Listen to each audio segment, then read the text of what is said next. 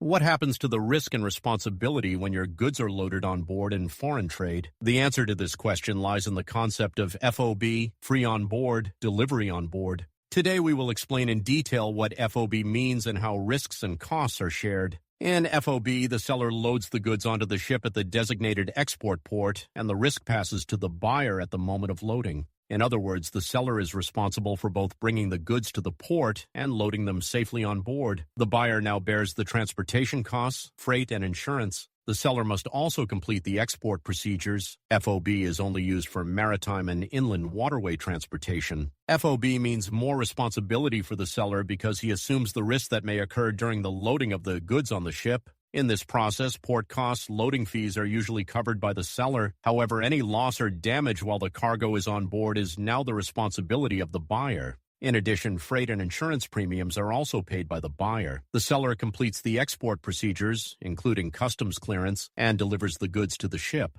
For example, a textile manufacturer in Istanbul sends products to a customer in Italy on FOB Istanbul port terms. The products are brought to the port of Istanbul by the seller, customs cleared and loaded onto the ship. The risk passes to the customer at the moment of loading. After that, transportation costs and freight belong to the customer. The seller is not held responsible if the product is damaged at sea. FOB is a critical form of delivery that is widely used in maritime transportation and clarifies risk sharing. It ensures that the obligations for both seller and buyer are clearly defined. In the next video, we will examine CFR and CIF delivery methods and detail the differences in freight and insurance. Stay tuned. Let's learn every step of the trade together.